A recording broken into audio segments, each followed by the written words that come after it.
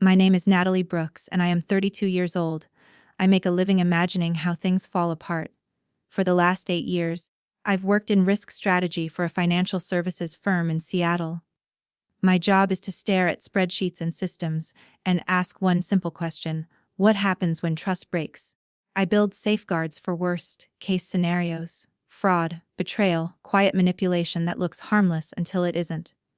What I never planned for was becoming my own case study. The voicemail came in at 2:41 p.m. on a Tuesday, sandwiched between a compliance review and a cup of coffee that had already gone cold. I didn't rush to listen. Family calls can wait. That's what I'd learned after years of being the responsible one. I pressed play while reading an email. My mother's voice came through. Calm and detached, the way people sound when they've rehearsed something until it no longer hurts them. Natalie, we've decided to move forward without you. Don't come back. You're out. No anger, no tears, no explanation, just a conclusion. For a moment, everything inside me went silent. My fingers froze on the mouse. My chest felt hollow, like the air had been pulled straight out of it. 32 years of family loyalty, boiled down to a 10-second dismissal. Then something else kicked in. The part of my brain that doesn't panic. The part trained to lock doors instead of begging people not to leave. I didn't call back. I didn't ask why. I sent one word, okay. Then I moved first. I logged into the family holding company, Brookline Assets LLC, the one I had designed from scratch 5 years earlier. Not my parents. Not my younger sister. Me. I'd built it after watching too many families implode over money they didn't understand. Within minutes, I revoked every permission tied to my name. No more signatures using my credit. No more deals moving without my approval. No more temporary access that somehow never expired. Next, I called the real estate agent and withdrew from the duplex purchase my parents were counting on. My income. My credit score. My guarantees. Gone. Finally, I froze the retirement structure I had quietly optimized for them over the years, locking it so nothing could be altered, drained, or reassigned without my direct authorization. By the time my coffee hit the bottom of the mug, every shortcut they relied on was gone. I assumed that would be the end of it. I was wrong. The next morning, my phone buzzed itself toward the edge of my nightstand. 43 missed calls, my mother, my father, unknown numbers, and one voicemail from a law firm whose name I recognized immediately. That was when I laughed. Not because it was funny, but because I finally understood something they didn't yet realize. The problem was never me leaving. The problem was what I took with me. The lawyer's voicemail was polite but tight, the kind of tone professionals use when their clients have failed to disclose something important. Natalie, this is Robert Lang, counsel for your parents. We need to speak as soon as possible. There are complications. Complications. That word followed me into the kitchen while I started the coffee machine. Followed me while texts poured in. This is a misunderstanding. Call us. We didn't mean it like that. Come home so we can explain. Funny how clear the message had been yesterday. You're out. Don't come back.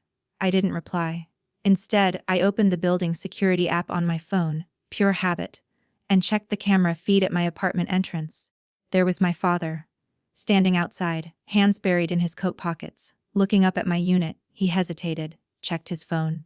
Stepped back. Then he turned around and left. No call, just read. Something tightened in my chest, sharp but brief. I pushed it down. When people cut you out without a conversation, they don't get comfort when the consequences arrive faster than expected. On the way to work, my phone kept vibrating in my bag. I let it.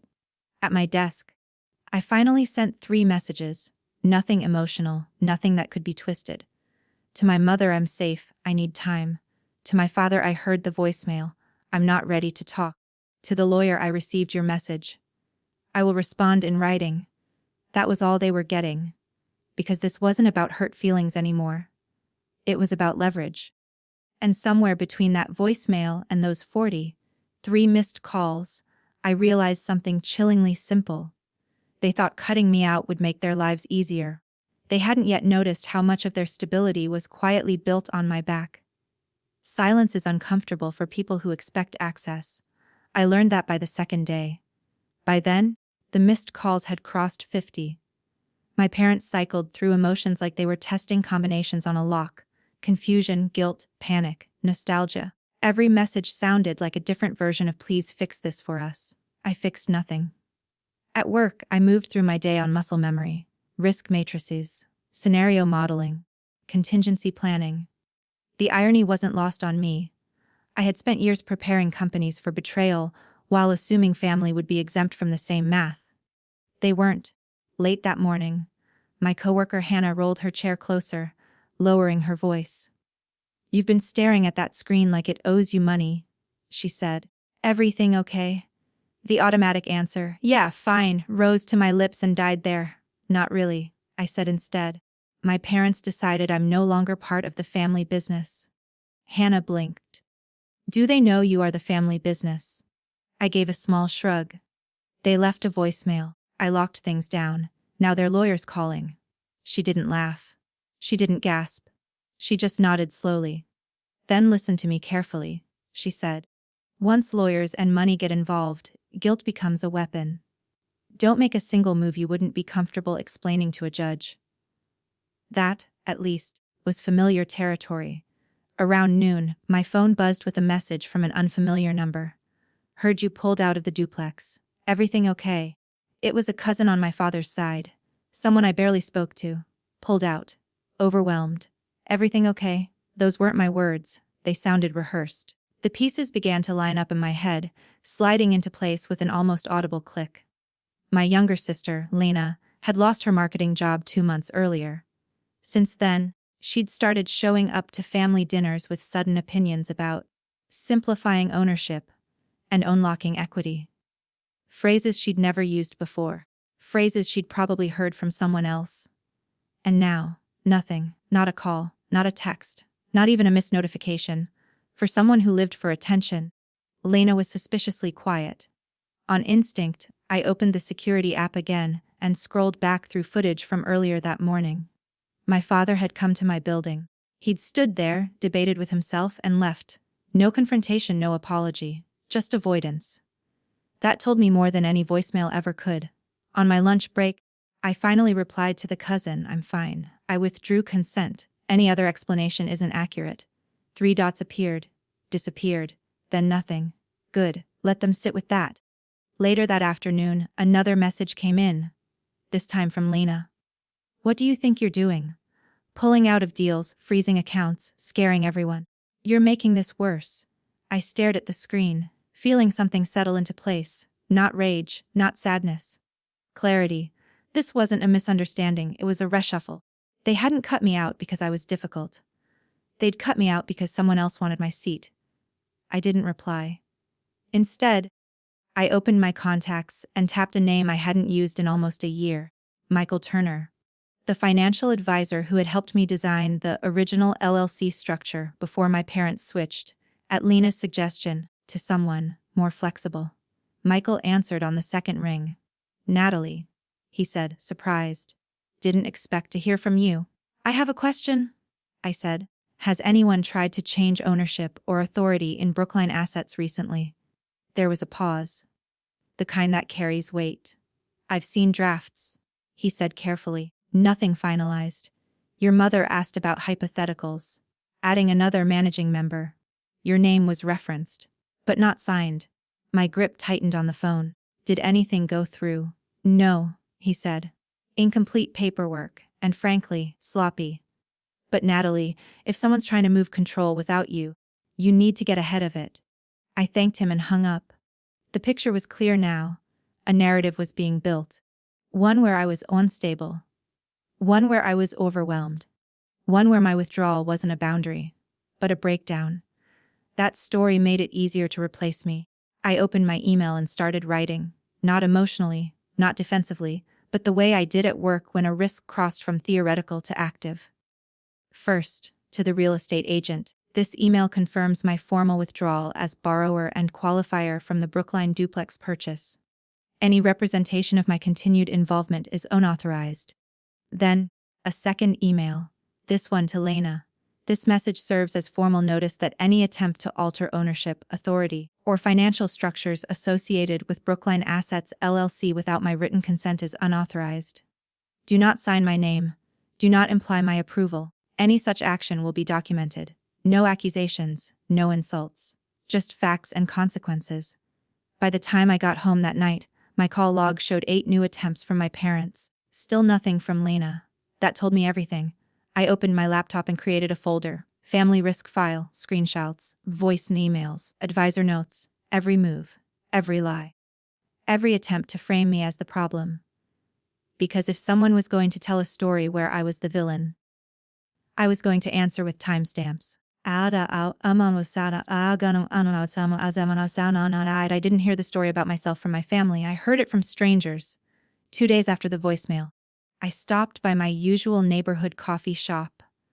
The kind of place where the barista knows your order and the regulars argue about rent prices and trail conditions like it's a sport. I wanted something normal. Something that didn't involve lawyers or leverage or documents with my name half attached to them. I had just taken my lat when someone said, "Natalie." Hey. I turned and saw Greg Lawson, one of my father's old friends from the machine shop he used to work at. He smiled the way people do when they think they're being kind. "Tough situation," he said, lowering his voice. "Heard about the duplex." I frowned. "What about it?" Greg shifted his weight. "Well, your mom and Lena were saying you pulled out because work got to you. That you're overwhelmed. Needed to step back for your mental health." Mental health, he said it softly, like he was afraid the word might shatter. There it was again. I forced a polite smile, the kind women are trained to use when correcting someone would make them uncomfortable. "Yeah," I said lightly. "Rumors travel fast." He patted my arm, told me to take care of myself, and wandered off toward the sugar station. I walked out before my face could give me away. In my car, I sat with the engine off, staring through the windshield as the truth settled into something solid and heavy. This wasn't gossip. It was groundwork. Painting me as unstable did 3 things at once. It justified cutting me out. It explained why my name was being removed from deals. And it made any objection I raised look like proof of the problem. I scrolled through my phone. Not one message from Lena asking if I was okay, but plenty of people suddenly concerned about my fragility. That night, the messages escalated. A cousin asked if I was getting help. An aunt sent a heart emoji and told me to focus on healing. Someone I barely knew commented on a photo I hadn't posted in months. "Proud of you for knowing your limits." Limits. I hadn't hit a limit. I'd hit a wall, one built out of other people's assumptions. The next morning, my phone rang at my desk. Unknown number. I almost ignored it until the firm name popped up. "Natalie," the man said when I answered. "This is Ethan Moore, your parents' new financial advisor. I just need to clarify a few discrepancies." That word made my spine straighten. He explained that while reviewing Brookline assets and the retirement accounts, he'd seen draft documents listing Lena as a co-manager, with notes suggesting I had approved the changes verbally. "No signature, though," he added. "From a compliance standpoint, I need your confirmation." "You don't have it?" I said calmly. "I haven't approved anything. Treat every request as unauthorized unless you see my live signature." He exhaled. "That's not what I was told." "I'm sure," I said. After we hung up, my cousin Mara called. "Natalie, please tell me you're okay," she blurted. "Because the way Lynn is talking, it sounds like you're spiraling." I closed my eyes. What exactly is she saying? That you pulled out of the duplex because of anxiety. That you're hoarding control of the LLC. That you threatened to cut your parents off financially. I laughed once, short and humorless. "None of that is true." Mara hesitated. "I didn't think so. It doesn't match the person who paid for their roof repair last year. I just wanted you to know what's being said." "Thanks," I said. "If you see anything in writing, screenshot it. Otherwise, don't engage." A few minutes later, an email landed in my inbox. Subject: Brookline Duplex. Update: the real estate agent had replied to a thread that included my parents, Lena, and their lawyer. Quoted beneath her message was Lena's email. "Natalie has withdrawn due to personal mental health struggles. We need to move forward without her. Please respect her limitations." My hands went cold. The agent's response, however, was refreshingly professional. For liability reasons, I'll need written confirmation directly from Natalie. The file will be paused. I replied immediately. Attached is my formal withdrawal sent 2 days ago. I am not exiting due to mental health struggles. I am withdrawing consent for the use of my name, credit, and income under the current circumstances. Any other description is inaccurate. I copied everyone. The agent replied within minutes. Understood. I'll proceed only with instructions received directly from you. A quiet follow-up email arrived from the lawyer. Received. We should discuss next steps. That night, I found an envelope taped to my apartment door. My mother's handwriting, inside, a single sheet of lined paper. We love you. We were emotional. Please call us so we can fix this before it goes too far. For a moment my chest ached. I could picture her at the kitchen table, wringing her hands while Lena paced, arranging the narrative. My phone buzzed again. Mara had sent a screenshot of Lena's latest social post. Sometimes the most dangerous person in a family is the one who controls the money and punishes you when you don't obey. The comments were full of support. Hearts. Applause.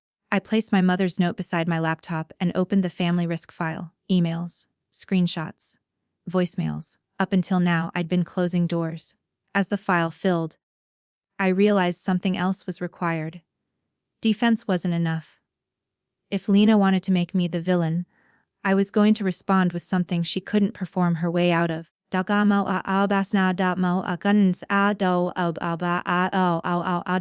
text from my mother came the next morning. Just 5 minutes, no arguing. Please? 5 minutes wouldn't undo a voicemail that erased me, but it sounded more like her than anything she'd sent in weeks. Call me, I wrote. She answered immediately.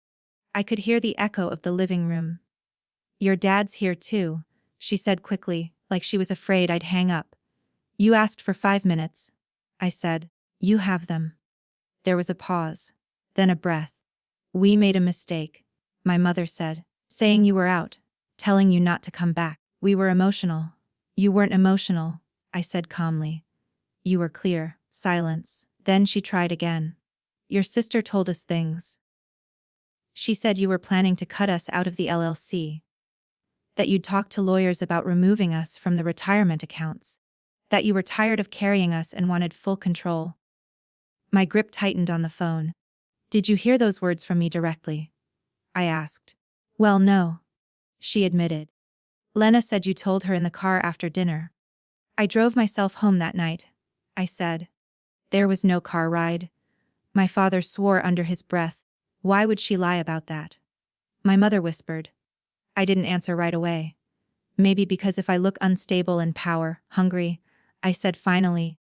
Her stepping into my role looks like protection instead of theft. My father exhaled heavily. This has gone too far. Yes, I said. So we're done with whispers. We're meeting, all 4 of us, same room. No phones, I'll bring documents. You bring everything Lena told you. My mother hesitated. Do we need lawyers? They're already involved, I said. The question is whose story they hear first. Another pause. When? My father asked. Tomorrow, 6. At the house, and if she won't come, my mother asked quietly. Then that's an answer, I said. The next evening, I walked into my parents' living room carrying a thick folder. Same beige couch. Same framed school photos. Completely different atmosphere. My parents sat together. Close in a way that looked more like fear than unity. Lena sat across from them in an armchair, clutching a tissue like a prop. She didn't look at me. Thanks for coming, my father said. I set the folder and my phone on the coffee table. Before we start, I said, understand this, nothing said tonight stays vague. If anyone lies, I won't protect them. Lena scoffed. Wow, way to make this hostile. We're family. Then the truth shouldn't be a problem, I said. My mother twisted her hands. Lena, sweetheart, tell Natalie what you told us. No, I said. She can speak for herself. Lena rolled her eyes. I just repeated what you said. That you were done carrying everything. That you wanted out. In the car, I asked. She nodded. Yes. After dinner, I opened the folder and slid a printed receipt across the table. That dinner at Harbor Grill, I asked. Check the timestamps. My mother's eyes scanned the page. Lena's rideshare receipt, 10:18 p.m. my gas station charge, 10:16 p.m. different locations. Different routes. I drove myself, I said. You left alone. Lena frowned. Maybe it was another night. I flipped to the next page.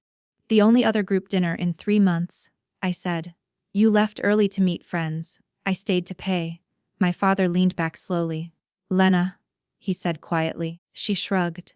Memory's weird. I was trying to help. I laid out the next documents. My written withdrawal, sent before the mental health story. The advisor's note about draft documents with my name, but no signature. Screenshots of her posts. Messages from relatives asking if I was okay. Each page landed with a soft thud. The room grew very still. You told us you saw emails, my mother whispered to Lena. I did. Lena snapped. She's always like control. She's twisting this. My father's voice was steady. The truth doesn't fall apart when you check the receipts. My mother looked at me, something shifting in her expression. We always thought you could handle more, she said slowly. So we protected Lena and pushed responsibility onto you. She swallowed. And now I'm realizing the only person who lied to us is the one we told not to come back. Lena opened her mouth. Not now. My mother said softly. The word no landed like a lock clicking shut. So what now? Lena snapped. You've got your papers. Happy? This isn't about being happy, I said. It's about consequences. My father rubbed his jaw. What do you think should happen? You wanted me out? I said. Fine. I stepped back as the safety net. But that means no one uses my name, credit, or work. Especially not Lena. My mother hesitated. She doesn't have access. Not formally? I said. But she's been speaking for you. That stops. My father turned to Lena. No more talking to advisors. No more implying Natalie approved anything. Lena's voice went thin. So you're cutting me out? What exactly have you contributed? I asked quietly. My mother didn't stop me this time. She turned to me. We want you to rewrite everything. The LLC, the retirement accounts. Properly. I stared at her. After telling me I was out? She nodded. This time with us admitting you know more than we do. Lena laughed bitterly. Unbelievable. My father looked at her steadily. The difference is evidence. For the first time, Lena looked scared. Power doesn't shift all at once. It settles, quietly, when people realize they no longer control the story. The room felt different after my father said evidence. Like the air itself had weight now. Lena sat rigid in her chair, eyes flicking between our parents and me, recalculating. So that's it, she said sharply. You're just handing everything to her. No one answered right away. I met my father's eyes. You told me I was out. I accepted that. What I won't accept is being dragged back in as a resource while my credibility gets burned. My mother nodded slowly. That's fair. Lena let out a harsh laugh. Unreal. You make mom cry and now you're setting rules. I didn't make anyone cry, I said evenly. I brought receipts. My father cleared his throat. Here's what we're going to do. Natalie, you work with Ethan and Robert to rebuild the LLC and the retirement accounts. Your mother and I stay as beneficiaries. You and I are the only managing members. Lena snapped upright. What about me? My mother flinched, but didn't interrupt. There will be no role that gives you authority, my father said carefully. No access. No speaking for us. Lena's voice wobbled. So I'm just erased. No, my mother said quietly. We're stopping the fantasy that money we don't have will appear, because your name is attached to something Natalie built. That landed harder than any accusation. My mother turned to me. We've been promising help we couldn't afford. Co-signing loans. Covering cards. It's made things worse. I felt something loosen in my chest. Not relief, recognition. You're asking me to take control again, I said. After cutting me out. Yes, she said. But this time, we admit you're the expert. Lena stared at me, searching for the version of me that would soften. You always wanted this, she said. Control. You just waited for an excuse. I stood, picking up my folder. No, I said. I wanted safety. There's a difference, she scoffed. So what? I get nothing. You get honesty, I said. Which you've been avoiding. She changed tactics instantly, tears rising on cue. Fine, she said. Then let me prove myself. Give me a small role, social media. Outreach, something. A year ago, I might have considered it. Now I saw it for what it was, another door. No, I said. If you want to build something, you don't start by attaching yourself to someone else's structure.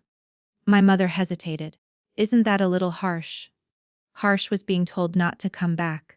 I said, this is just boundaries. Lena's eyes hardened. You'll regret this. I don't regret protecting what I built, I said. And whatever happens next isn't my responsibility. Silence followed. Then my father stood. This meeting is over. He walked me to the door.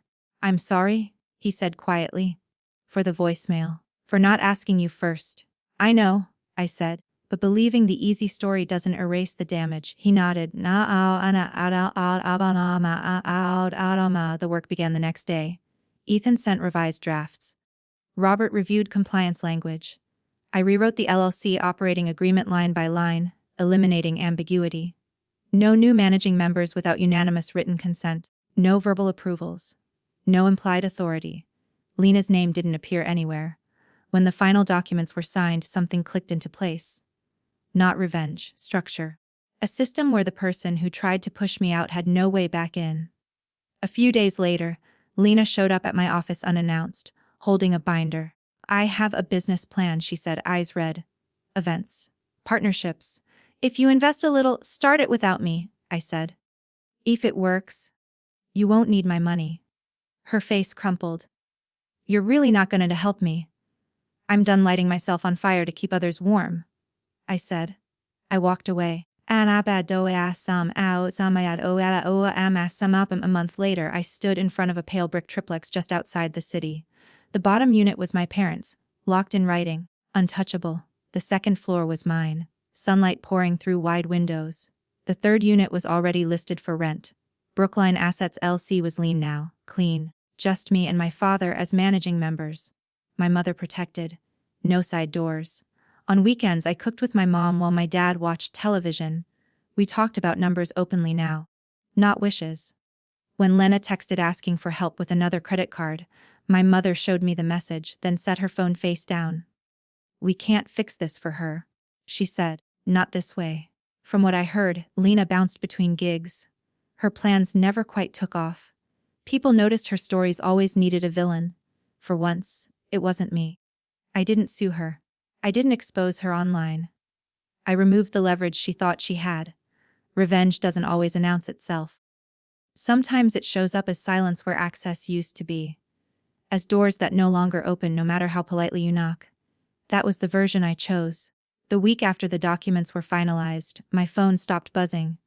Not all at once, just gradually. The panic drained out of my parents' messages first, replaced by something steadier. Routine, questions with actual answers. For the first time in years, no one asked me to just handle it. They had systems now, and systems don't respond to guilt. Jason, the advisor, scheduled one final call to confirm everything was in place. As he walked through the safeguards, I realized how differently the language sounded when there was no wiggle room left. Unanimous consent. Written authorization. No implied authority. Every phrase closed a loophole someone had once counted on. At work, my focus sharpened. I wasn't distracted anymore, not by resentment, not by anticipation. My life felt quieter, which told me I'd done something right. One afternoon, my cousin Mara stopped by my desk. She worked in a different department, but word travels. I just wanted to say, she said carefully, people are starting to notice. Notice what? I asked. That Lena's stories keep changing, she said. Same problem, different villains. I nodded. That tends to happen when the truth isn't stable. Mara smiled faintly. You handled this cleanly. That was the word. Clean. Lena tried twice more. Once with a long email about reconciliation and starting fresh. I replied with 2 sentences reminding her that communication would remain in writing and that boundaries were not punishment. The second time, she showed up at my parents' place during dinner. I wasn't there, but my mother told me about it later, voice heavy but resolved. She cried? My mom said. Said we'd abandoned her. And what did you say? I asked. That we loved her, she said. But we weren't funding another crisis. I closed my eyes, absorbing the weight of that shift. It had come from me pushing, it had come from me stepping down.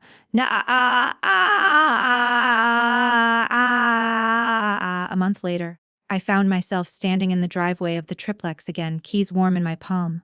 The third unit had rented quickly. The numbers worked, they always had. Inside, my mother moved slowly through her kitchen, arranging cabinets like she was learning a new language. My father argued with a neighbor about a fence line. Normal, not perfect, but honest. That night, my mom sat beside me at the table. We used to think love meant fixing things, she said quietly. I see now how much pressure we put on you. I looked at her. I let it happen. She shook her head. You shouldn't have had to stop us. Adas askau, gasanada askau, anda babakanaga gasana ala. From it I heard through the family grapevine, Lena's big plans never fully materialized. She bounced between short-term gigs, always explaining why the last one hadn't worked. People listened less each time. When no one rescued her, she had to sit with her own decisions. I didn't celebrate that, I just didn't intervene. One evening months later, I sat on my balcony watching the city lights flicker on. My phone buzzed with a single message from an unknown number. You think you won. I stared at it for a moment. Then I deleted it. Winning had never been the point. Clarity was. I'd spent years believing strength meant endurance, carrying more, absorbing discomfort so others wouldn't have to. I was wrong. Strength was knowing when access had become entitlement. Strength was understanding that forgiveness doesn't require reopening doors. And strength, real strength, was realizing I didn't need to prove anything anymore. The voicemail had told me I was out. All I'd done was believe it, and make sure the boundary held. Time doesn't erase damage. But it does reveal what was real, and what only existed because someone kept feeding it. By the time winter rolled in, the chaos had thinned to background noise. Not gone, just distant. The kind of you notice only when the room gets quiet. Brookline assets ran smoothly. Rent came in on time. Maintenance issues were handled without drama.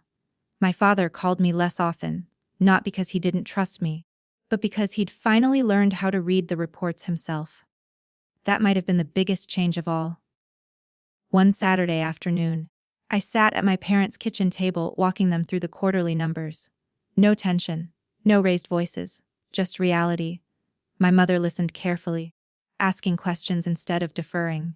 We should have learned this earlier, she said. Yes, I agreed, but now works. Lena didn't come up often. When she did, it was usually in passing, through cousins or mutual acquaintances. The pattern was always the same: a new opportunity, a new explanation, another reason things hadn't worked out, and always an undertone blame. I didn't correct it. People don't need help noticing repetition. One evening, I ran into Lena unexpectedly at a grocery store across town. She looked thinner. Tired. For a moment we just stared at each other between the frozen foods. You really cut me off, she said finally. I removed access, I replied. There's a difference. Her laugh was brittle. You always do that. Turn everything into a technicality. Because technicalities are what protect people from stories, I said. She shook her head. You think you're better than me? No, I said. I think I stopped playing a role I never agreed to. That seemed to drain something out of her. Anger, maybe. Or hope. Mom cries sometimes, she said quietly. I know, I said. So do I. She opened her mouth, then closed it. We parted without resolution, and somehow that felt right. That